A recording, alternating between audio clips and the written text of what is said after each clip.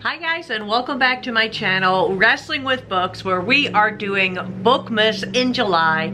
And for today's video, I am talking about my favorite memoirs. Bookmas in July is a celebration where I will be posting videos, bookish videos, daily on this channel. It comes from the term vlogmas, which is when YouTubers post a video every day. And Haley in Bookland had titled it Bookmas, and the booktube community took off with it. But I'm normally posting videos from my other channel, Wrestling with Disney, during December, so that's why I have given July to Wrestling with Books. And today, as I mentioned, we're going to be talking about some of my favorite memoirs, and I'm going to say some because I had a good amount and I decided I would split the video into two parts. So one part is going to be for celebrity memoirs, and then the other will be just for memoirs. And you can, some of them you may be like, well, they're kind of a celebrity, you know. I'll let you decide. Okay, I'll let you decide. Spoiler alert, the quasi-celebrity is Leonard Maltin. Okay, so this video we are going for the just straight up memoirs, but it's not going to include any celebrities. And the first book I want to talk about, it's really two books, but one I liked more than the other, but I think both are worth mentioning here.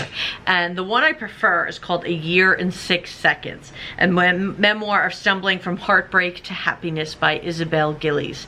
And this memoir came after her first, which was called Happens Every Day, an all too true story. So Happens Every Day is about going from the seemingly perfect life. She has 2 kids, a great husband, a great life that she's happy with, and then one day he just leaves her. And a friend makes a comment to her saying, happens every day. And I'd read, though, first I read A Year in 6 Seconds. I had won the book back in the day from this blog called Chicklet Is Not Dead. And I read the book, I loved it. And then I used to keep, for some of you, if you've heard of vision boards, I would keep a vision notebook. Like, because I had too many things I wanted to attract. So on one page I would just put, I had a vision board for books, okay? I had a page dedicated to all the books I wanted to read. And after I read this book, devoured it and loved it, I had opened up my vision book and found that I had cut out this book. And so I emailed her. I remember I read it in like a day, and that day was Thanksgiving. Like, I just stayed in my room reading this book while things were being prepared, and I wrote her an email, and she wrote me an incredibly nice email back saying, part of it said that I should write, go ahead and write. And I thought that was just so generous and nice of her. And I used to tell myself, because I think she's like, you know, like a best-selling author, you know, perhaps even New York Times best-selling author. So I was like, a New York Times best-selling author told me to write based on an email. This was a very long time ago, guys, and I haven't written. This is probably 12 years ago. Gosh, really? Man.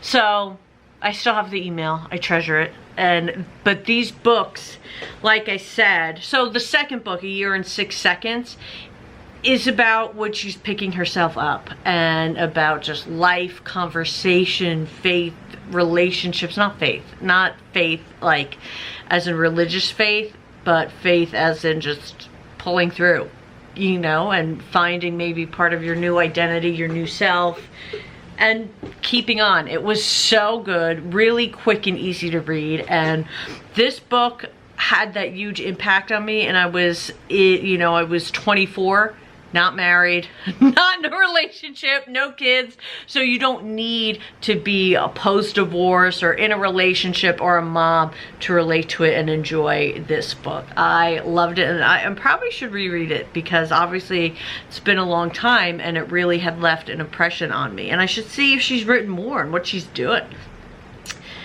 Next up, I'm cutting through the celebrity ones to save for later for you guys. But next up is a book called Meet the Frugal Woods, Achieving Financial Independence Through Simple Living by Elizabeth Willard Thames. And I heard about this book from the podcast So Money with Farnoosh Torabi.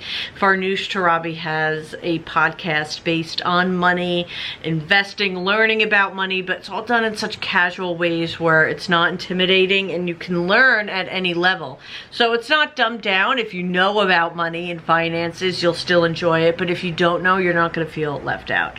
And she interviewed them. I believe it was both of them. It might have just been Elizabeth, but so I got the book.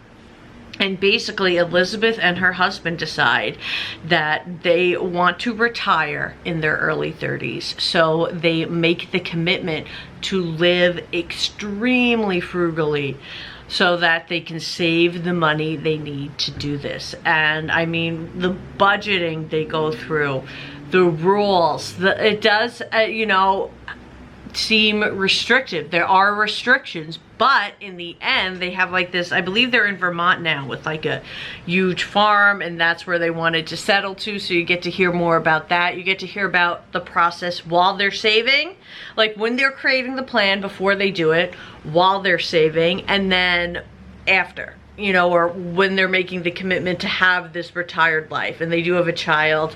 So it just stayed with me, and I think it's something, a perspective worth reading. But if you don't want to read it, I would look up the podcast episode from So Money, because that was awesome too. Next up is Love is a Mixtape by Robert Sheffield. This is actually one of my favorite books, but I've never spoken about it on BookTube before.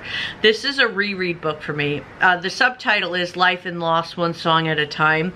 Rob Sheffield, another quasi-celebrity, because when I say his name, you're not going to know who he is. But when you see his picture, you're going to know who he is, because he's always interviewed on those shows. Remember VH1 would do I Love the 80s? And they interview pop culture journalists and whatnot to talk about them. He's one of them, and he's always on those shows, or at least at the time when this came out, he was always on them. I mean, I read this book in 2013. So, or at least that was when, you know, one of my reads of it was.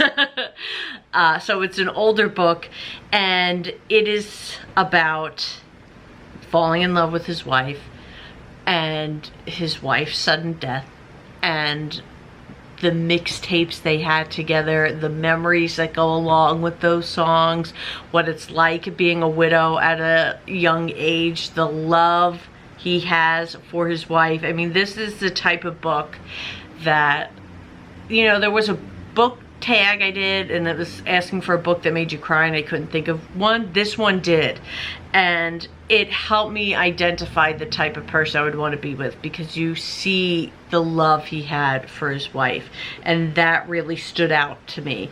And if you like music, and you and your partner are real music people, you'll like that too, or even just you alone, because he does get into the music they would listen to. I believe she was a singer at some point, but they both became music journalists, and he has written other books that are equally as fabulous. I have to see, I know there's 2 others, so I have to see if there are any more since then, because it's been a few years, but they were among my favorites. One of them was called Talking to Girls About Duran Duran, and I think the other one might be like Turn Around Bright Eyes or something like that. But all good, worth checking out.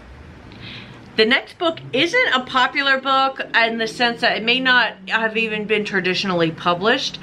I received it when I was on a trip that I was taken on at Canyon Ranch, and it was for young adult cancer survivors. And so we got to go on this trip to Canyon Ranch, and there was a speaker, and her name was Joan Brock, and she wrote this book, More Than Meets the Eye, with Derek L. Gill. And she was speaking to us, and then after a while speaking in, she revealed that she is blind, and she had an illness that caused very quick eye loss, sight loss. How do you say? blindness. It caused rapid blindness, and then her identity really changed just rapidly, and she found herself really leaning on her husband, who then dies of cancer a few years after, and it was a short diagnosis between diagnosis and his passing. And so it was a lot about, gosh, her new identity in two ways, and overcoming those struggles. First, of going blind and then living life as a blind person, relying on your husband, and then you lose your husband. So it was an incredible story. My mother read the book and loved it too, and this actually inspired a Lifetime movie. It might be of the same name more than meets the eye, I'm not sure, but this is one worth seeking out if it sounds like the type of inspiration you are looking for. The next book I would like to talk about is from my quasi-celebrity Leonard Maltin, and this book is called Starstruck, My Unlikely Road to Hollywood. I'm pretty sure I've spoken about this on a NetGalley or a reading wrap-up that I've done, but this was a NetGalley read for me, and I recognized Leonard Maltin as being interviewed so often on, like, I love to watch the Disney DVD behind the scenes. That's the one thing I don't like about Disney Plus, is that I don't get all the making of featurettes that I love. But he was interviewed on all of them. I mean, he was fabulous. And he writes this book about how he created this incredible career for himself. And he really, you know, started off as a young boy and a fan, and started making his own magazine. And from there, was able to just get opportunities. He was not only prepared for the opportunities, but he didn't let them stop him. Like, he took them. You know, he didn't let any opportunity kind of get out of his way. And he talks nicely about his wife, and he shares a lot of fun celebrity stories. So if you like celebrity stories, there are so many throughout here. And this was a really fun memoir, because even though you're following him around, you're also following, it feels like, generations of the entertainment industry in Hollywood, because he integrates that into all of this. So it's not even just exclusively about Leonard Maltin, but also the entertainment industry that's surrounding him. Next up is Strap On a Pair, a middle-aged, middle-management, middle-class mom's quest for something more, by Abby Lou Walker. And I actually want to look, that's what it is. She's the CEO of a company called Vivian Lou, and it is shoe inserts, and to make heels more comfortable to walk in. And she has huge success with this business. I heard about her on the Glambition radio podcast with Allie Brown. I'm almost positive that's the podcast I heard it on. She goes to the whole journey of not having a business, you know, being a mom, then starting a career, having it be successful, growing the business, all the things that go around with it, and then, like, staying sane. And I remember she talks about NFT tapping. What is the tapping abbreviation for people who do tapping? It's not NFT, that's the digital art. So is it EFT? I don't know. But the people who tap here, oh, there's videos on it on YouTube. This is literally but much more intense. But she was saying how that was a huge influence on her life. But if this was a book that was influential to me, because, you know, people say, like, my husband and I laugh at this quote, like, if you're the smartest person in the room, then you need to find another room. Like, while I was trying to get motivation to start my own business and whatnot, reading books like this helped me to, like, get in that other room, and to get in that mindset of being successful, committing, having a business, believing in yourself, etc. And this book was excellent for that. It was written really well, and it just she made everything feel so tangible. She made it like I can just see her in her basement office putting these listings for, like, a 2-pack of the inserts. Like, it was just so, you could see yourself there. You could see yourself in her journey, and hopefully then in success too. So if you're looking for a book like that, I love this one. It's all about that journey. Okay, so I'm gonna do one more. This is, you know, once again, quasi-celebrity, but I'm going to do, and you know what, he has more than one book, so I can always include him again. And the celebrity one, if I don't want to, you know, it's a wrestler. That's why I'm not considering it a celebrity memoir, but maybe to you it is. You let me know. Chris Jericho, A Lion's Tale Around the World in Spandex. The subtitle is, you know, we're being funny here. But this, some people are just better writers than others, right? I've read a lot of wrestler memoirs. This is the most readable one. He is just a great writer. I'm not sure if it mentions, oh yeah, no, a ghostwriter with Peter Thomas Fortale, but all the other wrestling ones have ghostwriters too. And what happened to, there we go. And none have been as good as this. So I do think a lot of it has to do with Chris Jericho and his personality.